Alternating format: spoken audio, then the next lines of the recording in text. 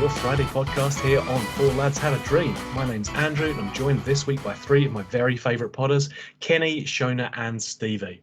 No time for introductions. We are rushing through the agenda tonight because we have lots to talk about. First of all, the official confirmation of the signing of Hamza Igmane, 5-year deal for around £2 million.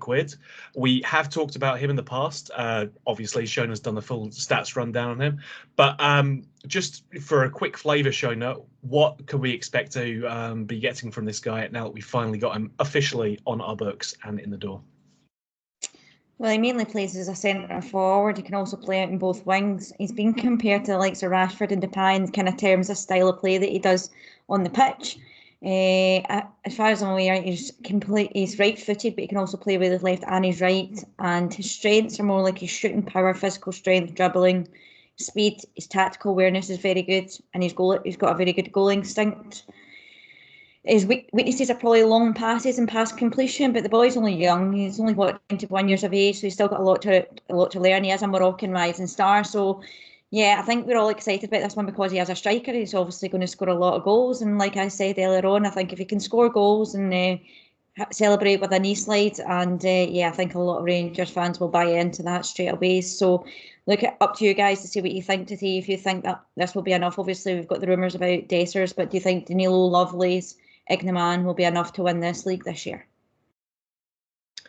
I don't think so. I think we need another striker in, absolutely, particularly if Cyriel Dessers does go. But what I liked about today was actually something that the manager said about, it being a new culture and a new environment for a young boy and stuff like that, and making sure that the club will support him and make sure he settles in. So I don't expect him to get a huge amount of game time unless he just turns up and he clicks right away. I think they'll give him a bedding in time. But again, it's only going on the videos for me. But what I have seen of him, I do quite like him. I think he's got that instinct to hit, a shot at will, which we've been crying out for at Ibrox. We really have. Certainly since the likes of Kamal Roof got a serious injury. We've not really had somebody like that. So welcome aboard. Good luck to the boy, and I hope he does really well. And I'm not sure if it's a 4 or a 5 year deal he's got, but he's here for a long time. So yeah, let's progress the kid and see how good he is. That's kind of my take on it. Something you said there, Kenny, is quite interesting. I think we need a hero. See, as a support, I think we need a hero. And we had that in Alfie, didn't we? Because no matter if you loved or hated him, you still had that feeling towards him that he was the focal point. He was the main man of the team. He was the excitement. I think we need that again. And I'm not saying this young kid is that. And we've got to be careful putting too much pressure on him. And we're certainly not, comparing him to Alfredo Morelos. But we need that person that's going to excite us. We need that cheeky chappy. We need that bit of enthusiasm, particularly off the bench. And I'm with you, Kenny. I think we possibly need one more after this. If big Cyriel Dessers goes, then yeah, I think Danilo, Igamane, and I think Lovelace will be there and thereabouts. I think you need another one. So I definitely think you need another one. So possibly a different type of player as well, because I get the impression that Danilo and Igamane are going to play off the shoulder. You might need a bigger guy who can possibly hold it up and be that different type of player. So that's going to be interesting. But I wonder then, having got this young lad and they've got Danilo and maybe Lovelace is fit now as well, he's training, that they would say our priorities then shift to another position and they would come back to the striking department. Maybe they'll go for a midfielder or a winger or a centre back, because all these positions are still up for grabs. I still think we need to do something at right back, depending on what happens with James Tavernier. So there's a lot of sliding kind of doors, I think, at this moment in time. But I wonder now, Kenny, if they'll just think, we've got our strikers.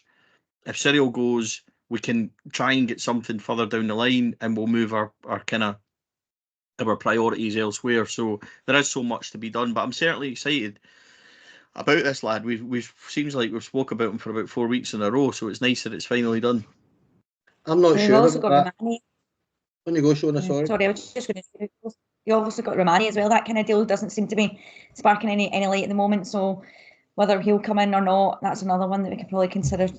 that might come in. I don't know what you guys think, but the kind of deal for that one doesn't look like it's taken the same sort of spark as what it had a couple of weeks ago. Yeah, it's went quite quiet, isn't it? But I'm not so sure. The rumours about Sam Lammers and interest in him, and the rumours about Cyriel Dessers this weekend, obviously. You might be right in terms of, shifting, the focus or priority on other areas. But the minute one of those guys does go, I think it becomes essential that we bring somebody else in again. My kind of gut feeling on it will be that we will probably be looking for somebody really quite experienced. So, I'm not saying an older player, but somebody with, a good 200-300 games under his belt for a decent sized club, I think is what we'll probably be trying to find. You want a Jermaine Defoe type, don't you? But that's not always possible, but you want that type. Yeah. I think Stevie, you're exactly right. It's looking for that experience, as we've said before. We've signed quite a lot of promising youth prospects at this point now across the team, and it is good because it does show that planning for the future. But I think given the amount of, let's say, on paper experience that we had, more senior players going out of the door over this past kind of transfer window, you are looking to see some more experience coming into the door as well, because let's say you can't win anything with kids, but it's less likely to be able to do it without a base of experience there. And I think something that we have said in the past, that some of the experience that is still within the door at Rangers right now is not the type of experience we want. We want players with a kind of a track record of winning. We want players who have that record of, more senior, who have won things and have that desire to keep winning things. I think that's kind of what we're looking for at that point. But yeah, it's exciting news nonetheless. I don't want to talk it down at all. In terms of looking ahead to more potential incomings, Abdallah Sima has been, I think, strongly linked. There's some back and forth with his agent on Twitter at the moment. Again, Shona, I mean, I think this is a deal, based on his performance last season, all of us would like to have seen being done. Financially, we're not totally sure if it makes sense, but maybe if we do see the likes of Dessers and Lammers going out the door, that does, give us the cash to potentially go out and make something happen. Yeah, I think with the Kadibaye deal now dead in the water, I think with Sima coming out with his Cyriel the other day, basically telling us fans that he wants to sign here. So I'm all for it. I think he had a really good season before he got injured. He's aged 23. His transfer value at the moment is roughly around about £7 million. I don't think Rangers will do a deal for that kind of money. I think you're probably talking around the £4 or £5 million mark. It will be expensive, but I think it's going to be well worth it. I think that's probably one of your kind of marquee signings. Same with Sima. Sima can play that number 9 position. He can play across the front three. He's had loan spells at Angers and he had loan spells at Stoke City, and it never really worked out for him. This season, he's been in the team of the week 5 times. He's had 38 appearances, 16 goals, 2 assists, 25 league appearances, 11 goals and 2 assists. He's got a goal every 147 minutes. He's got an average of 2.9 shots per game with a goal conversion of 15%. 10 of his goals have came from inside the box, 1 from outside the box. His passing accuracy, believe it or not, is 69%, and in his own half, it's 81%. In the opposition half, it's around about 59%. He's got 47% successful dribbles, 50% duels won, 45% ground duels won, and 57% aerial duels won. So, look, he showed up in the big moments. I think, we'll go on to it, probably, I think you guys will go on to it about the winning goals against Betis. He scored the equaliser against Celtic, and obviously we've only disallowed that goal in the Scottish Cup. So I'm sure, he's became a fan's favourite, and I think a lot of the fans would really buy into this one. I'm certainly buying into it. I think Sima was great for us last year, and I think obviously with him being very versatile. But if we do get Sima, would we need another winger? Or would he become like our 4th striker as well if we were to get another striker in? Obviously, that depends in the Dessers transfer. But then you've obviously got Cortez, Matondo, McCausland, and possibly Lovelace that can actually play out there. So I'll leave that up to you guys to see what you think. But for me, this has to get done, and I'm pretty confident it will get done. So, but we'll just wait and see. I certainly hope it'll get done. A huge Abdallah Sima fan, nicest boy as well. but he's actually got something that backs it up. You know, sometimes you get a loan signing that isn't that great, but I think this boy's performance has backed it up. You watch that highlight reel he did put up, and then you forget the kind of range of finishes. You know, even when you think about, I think it was Kilmarnock where he chested that one and it goes over, and then he volleys it, a stunning volley straight in the top corner. His header against Dundee from the corner, which was right in the top corner as well. And then he's got a different kind of finish, the bouncing finish against Celtic, which does take a wild deflection, but you're still in there. And he's then got the finish against Hibs, which was an absolute cracker where he runs, remember, and piles it in the corner, Kenny. But for me, it's a yes. Like I love him. Absolutely get him in. Yeah, I'm the same. Shona said something there that actually really struck a chord with me, because you were absolutely right. He's a big game player. We don't have huge amounts of these guys that turn up in big games, and the majority of big games last season, the big fella turned up.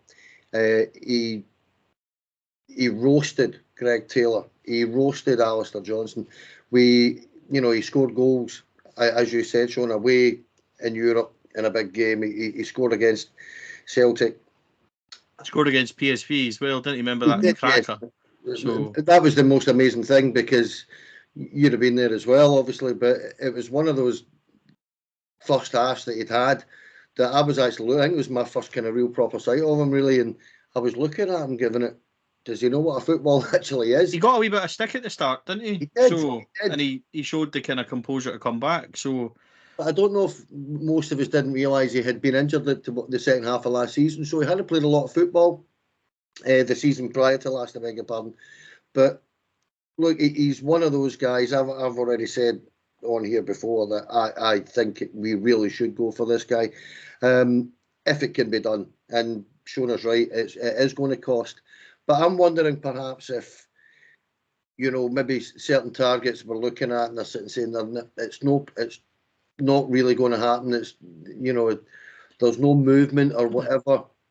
And they're perhaps looking at it and saying, well, if we can alter our target slightly, we can bring Sima in here, because my son actually knows somebody that knows him very well, believe it or not, and he loves Glasgow. He loves Rangers. He is desperate to stay here. He wants it. So you can't get much more than that. Stevie, you said it yourself. A guy that turned up, last season on loan. You know what? It's hit and miss a lot of the time with loan signings. Sometimes you just look at it and think they're not really committed. He was, and he was instantly. You could tell he was instantly fell for it here. He liked it here. So I'm with Stevie, Shona. I'm sure Andrew, you're the same. I'd love it if we could get that deal over the line. Well, what I'd say is, see what Shona was saying about cost-wise and stuff like that. I think he's the type of player you take £4 million risk on, which is look, $4 million for us may as well be 20, because it's a hell of a lot of money for us. Let's be honest.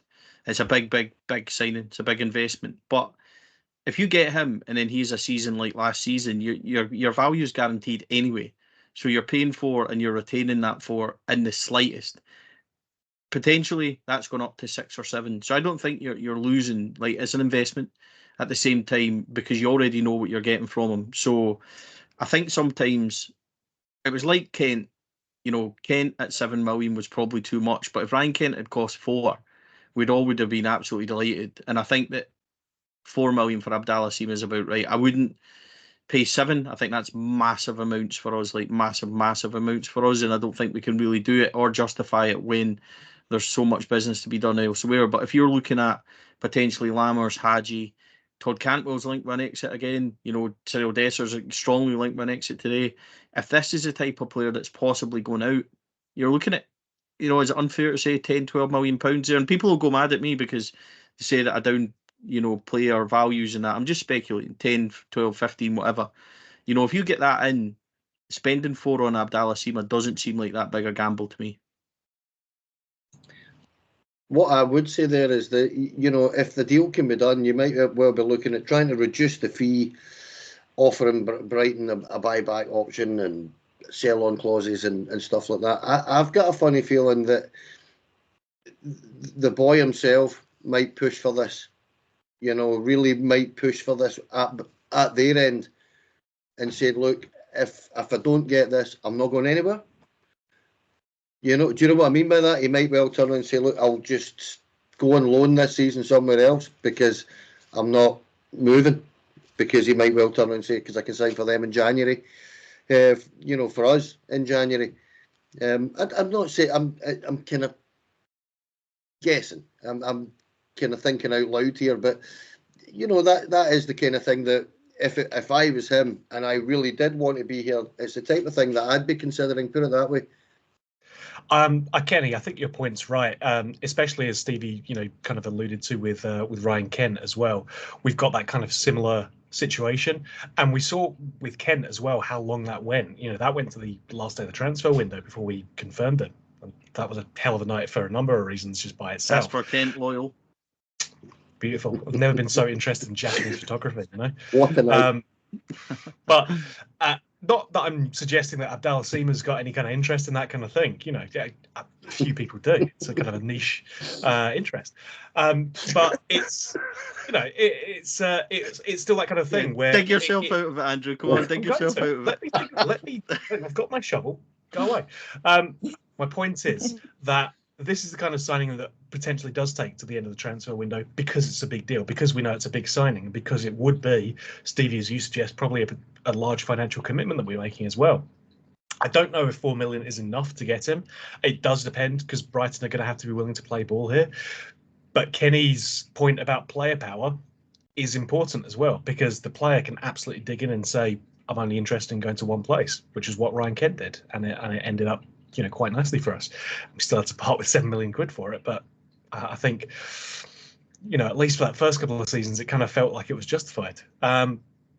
Look, we're not only talking about that one rumour, we've got a few others kicking around. The Kenny McLean thing is still ongoing as well. Again, it's a player with more experience, but I don't know, Shona, it's the kind of thing where we have had this continuous link. I don't know how realistic it is, and it is one of those things that is just an ongoing negotiation because it's a more experienced player who's still under contract.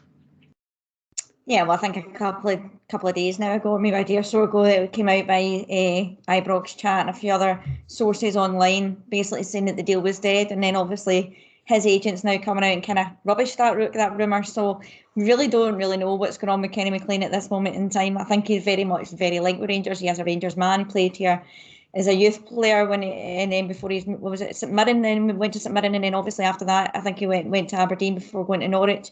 He's a left-footed player. He is on £25,000 a week, so he would be hitting that kind of, I would imagine if he's going to come to us, he'd probably want similar amount of wages. I don't think he would want to take anything less. His strengths are he is very athletic. His work rate's very good. Obviously he's got high energy. He was Norwich Player of the Year in 2023 and 2024, and he was runner-up the year before that. So his key attributes are defending, obviously, and tactically astute. His ball recovery per game is 6, which is the highest for any championship player, believe it or not, in the championship. So he's had 46 games this year. He's had 1 goal, 3 assists. His passing accuracy is 84%. In his own half, it's 93%. Opposition half, 72%. Long ball accuracy is 47%, so that gives you a telling story that he's probably not very good at the long balls. He's got 1.2 interceptions per game, 2.0 tackles per game. Successful dribbles is 54%. Ground duels won is 62%. Duels won 59%. Aerial duels 50%. So look, if we bring in Kenny McLean, does that mean then that we need to obviously start looking at another midfielder? See that we were linked with a guy in the French league. I think he's out of contract. I thought obviously that's came from, is it Le Quip or something like that? I can't remember the guy's name off the top of my head at the moment. But that gives you the likes of Barron, Raskin, Diamondi, Sterling, McKinnon, and then obviously there'll be question marks over the likes of Dowell, Lawrence, and obviously Bailey Rice. So I wonder what you guys think, but I quite like the fact that Kenny McLean does bring that experience. He is the captain. Well, I think he's a vice captain. I think Grant Hanley is the captain when Grant Hanley was injured. Obviously, Kenny McLean stood up, so he does bring that experience in midfield. Do I think he'll be starting every game? For Rangers, I don't know. I'm not too sure. I think he will be used for maybe the more experienced games, maybe like Old Firm games, European games, maybe away games to like so maybe Aberdeen or Hearts. I would like to see that. Like see him playing against Aberdeen with Conor Barron. That'd be quite a good laugh. But yeah, look, guys, see what you think on that. But I think you're probably talking. I think obviously Stevie's spoken about it before. You're probably talking about the million to the million and a half pound mark to get him over the line. So he's still got 2 years left in his contract. So, but yeah, I'm all for Kenny McLean coming, and yeah, I think he'll bring that experience that we probably need in the midfield. Just looking at our midfield at the moment, I think we probably need somebody like him in there. So plays like a number 6 and a number 8. So whether we need to bring in another midfielder, I'll leave that over to you guys. What I would say is I'm very much yes. We spoke about this before. I think I hosted Kenny and Shona a few weeks back, and we talked about Kenny McLean, didn't we? And we were all a kind of resounding yes. So I'm not going to change from that. What I will say is, question for me changes slightly. The question for me changes to go: is Kenny McLean, Conor Barron, Nico Raskin, Mohamed Diamande, and Dujon Sterling with Cole McKinnon? That's probably going to be your 6. Is that quality enough? That's where I'm questioning, because we all thought we needed a stunning number 6 who could dictate play and all that. Can Kenny McLean do that? Can Conor Barron fill in for him? Could they both push each other? That's the question for me. Is it enough quality? And that's the interesting one. I'm yes for Kenny McLean, but I'm yes for Kenny McLean not necessarily playing every single week. So it's an interesting one.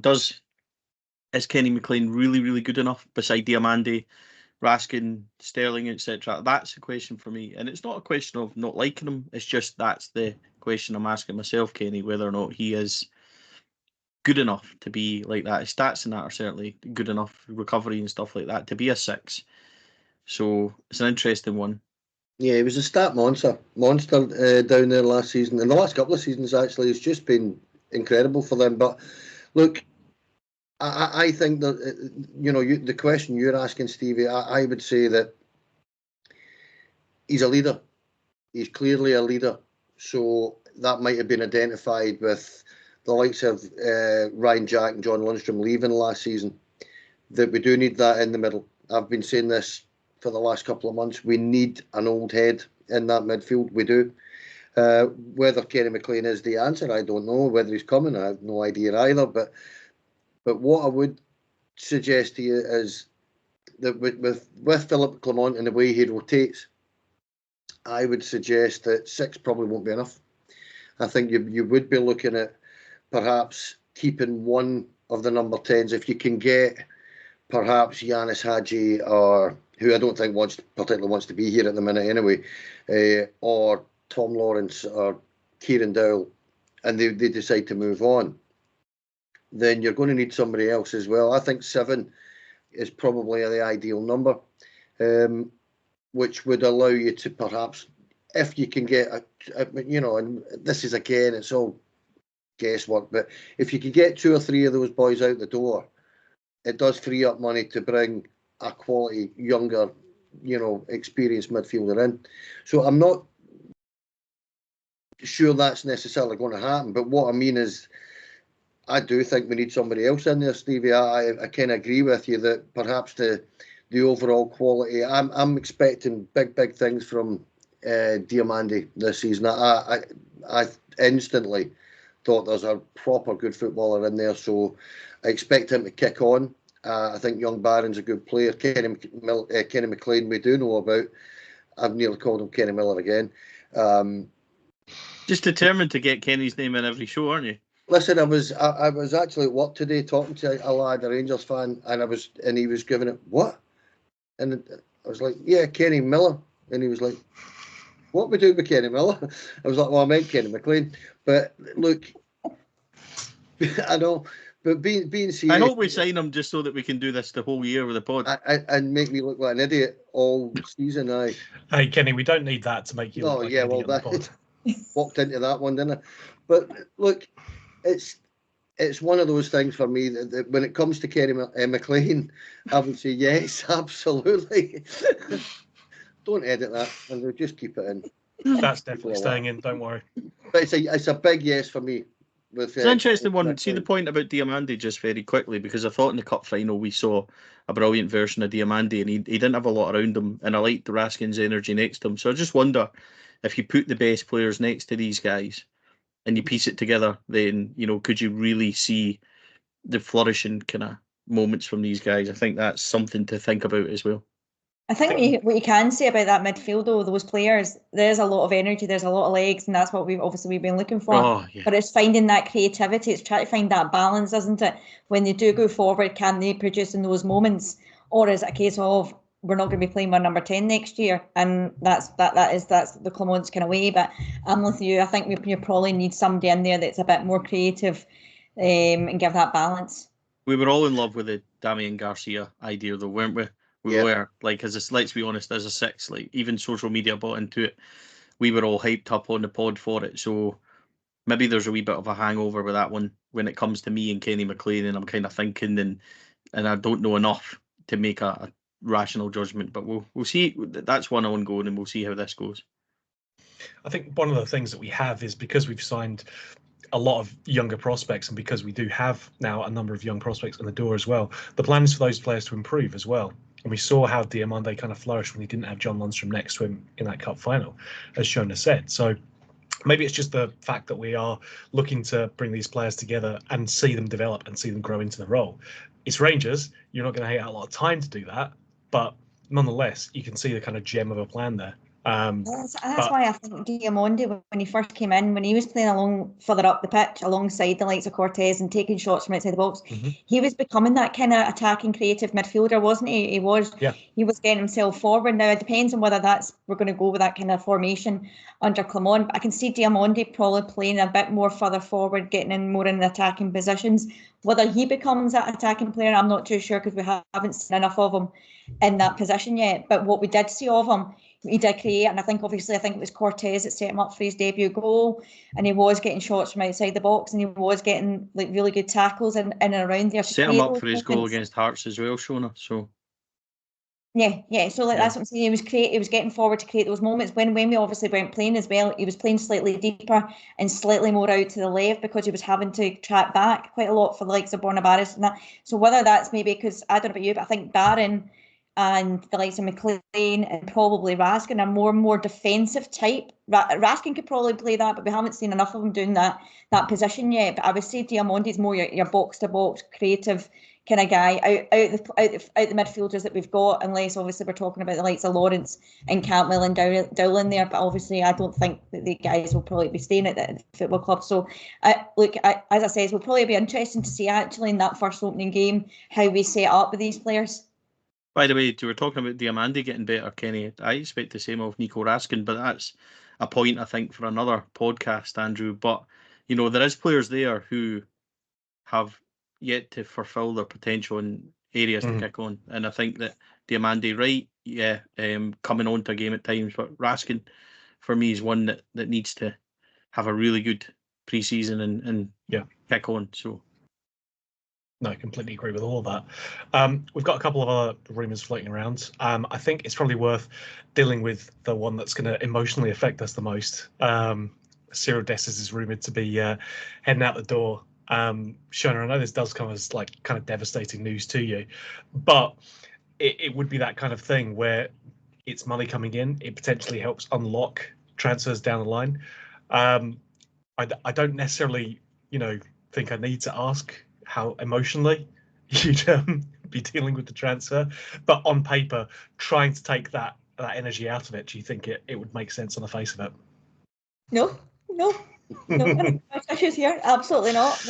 No, look, being all seriousness, if somebody's going to offer you in the region of maybe £5-6 million for Cyriel Dessers and getting your money back, I think we're in a position just now where we're probably going to try and we're going to obviously accept that. Do I accept it? Absolutely not. Do you know what I mean? Like I have always been the backer of this. Boy, I was the same with Tillman when Tillman came into the football club, and I get absolutely slated. I've been hammered left, right, and centre. I think I've taken so many pelters over the last kind of 12 months or so, or not even that, with Cyriel Dessers, and obviously I've been trying to meet Cyriel so many times.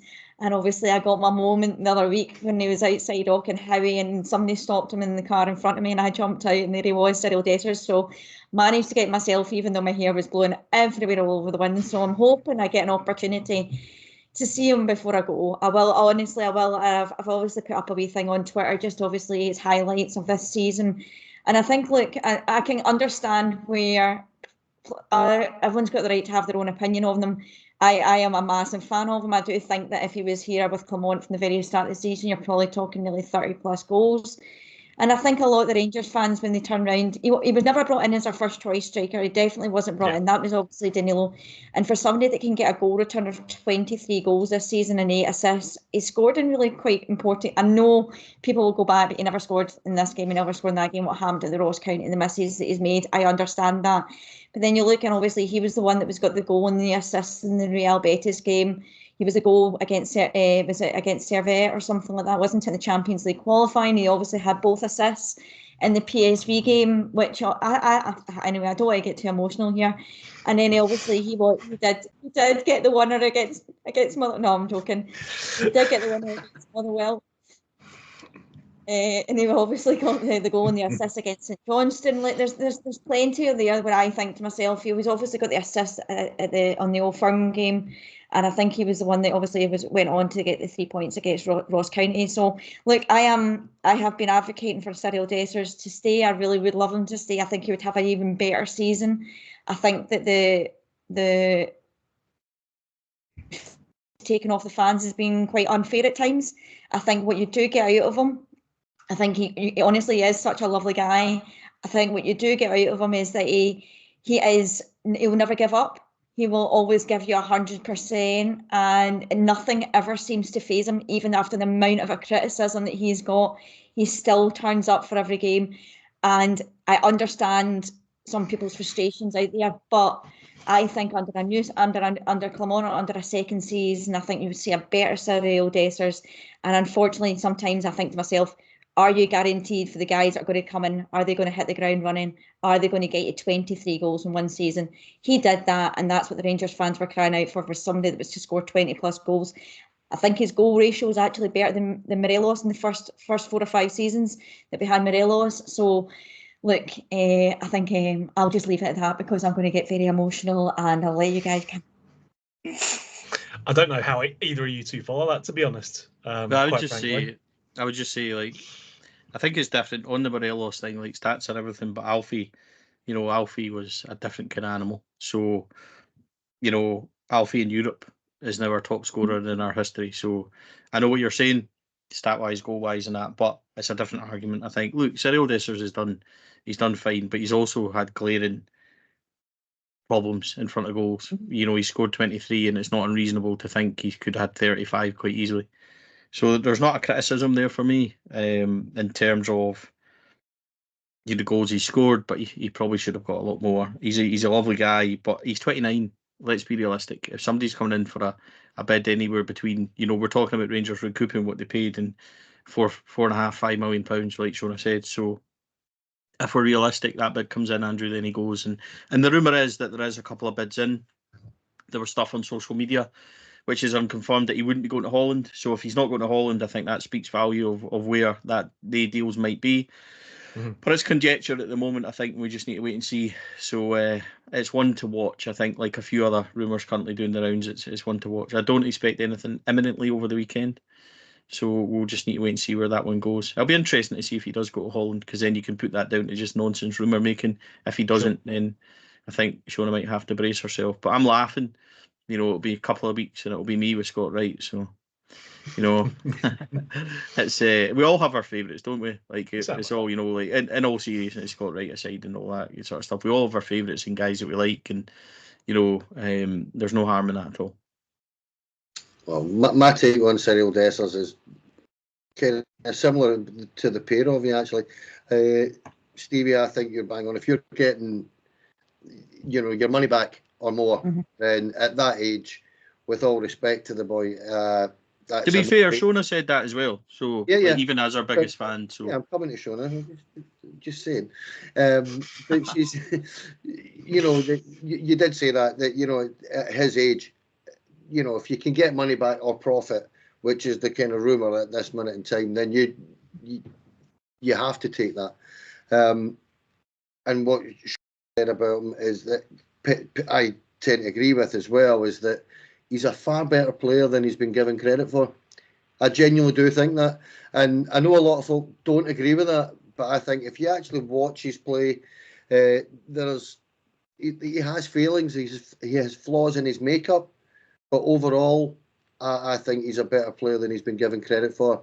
And again, he's one of them that, we're saying this, or I'm saying this every time I come on here. If he does go, he'll go with my best wishes, because he did, as Shona said, give us absolutely everything last season. He gave us every single ounce last season, so fair play to him. I don't think there's anything wrong with that. I mean, I can hear my dad already in my background saying, yeah, but he missed this goal and he missed that goal.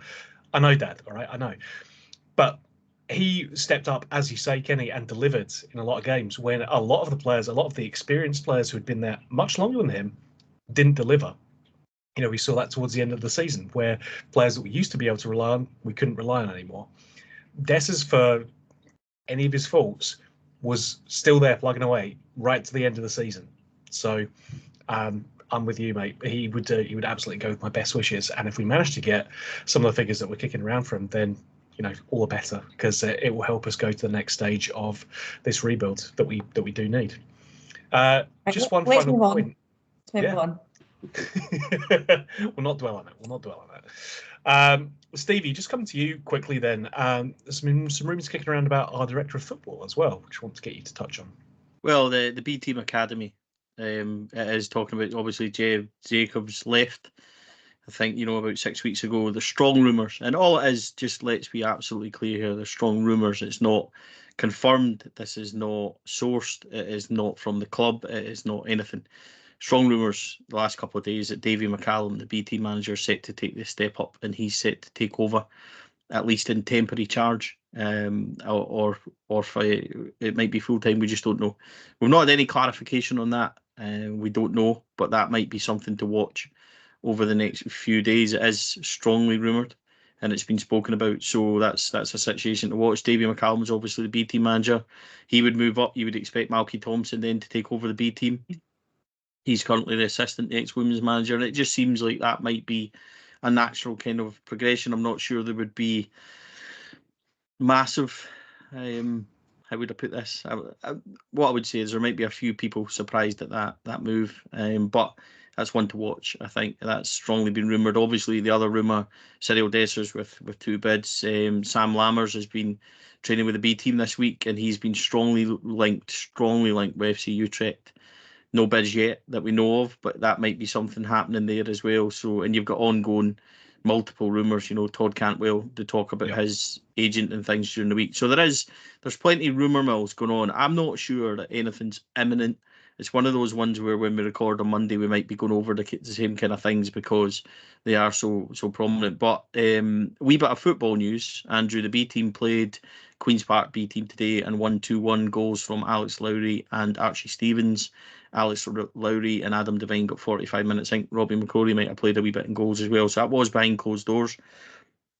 It was a bounce game. That'll be done so that players can get potential loan moves and things.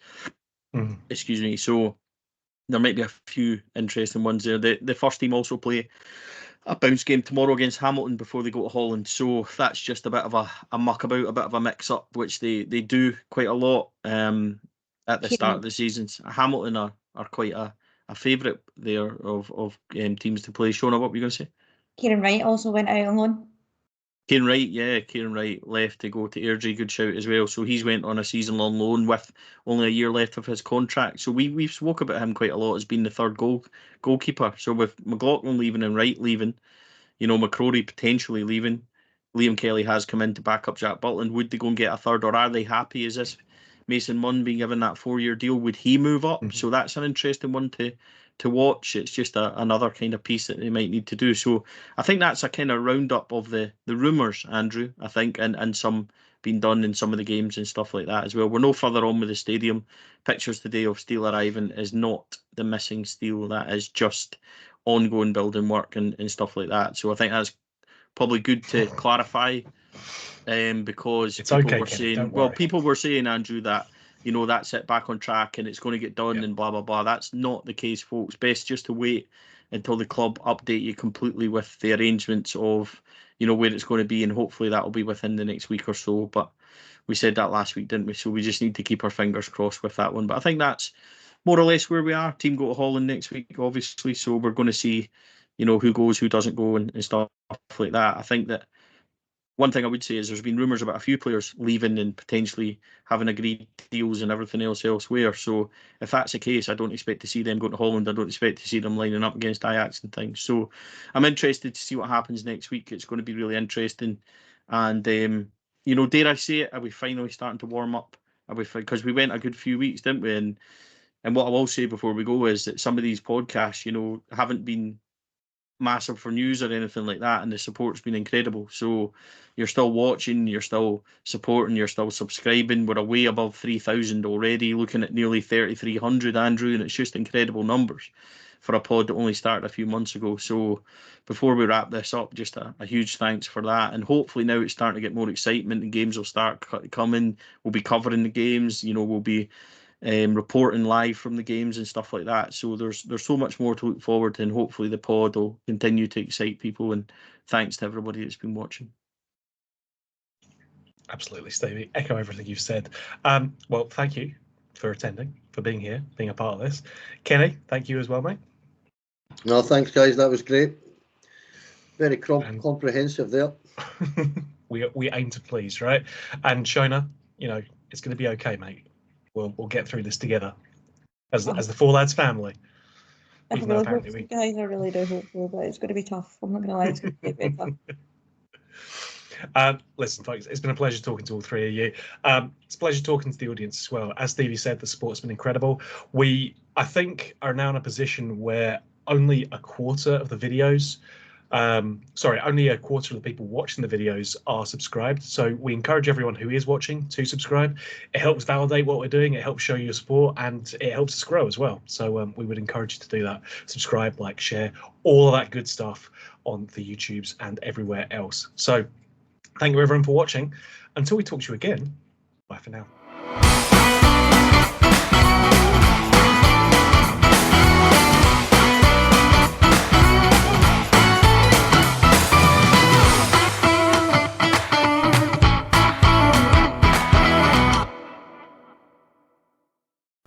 Four Lads podcast is sponsored by Rhino Express, Clydeview Joinery, Athol Industrial Solutions Limited, and CSD Air Conditioning, along with Art of Gold. Thank you for listening or watching the podcast. We hope you enjoyed the show.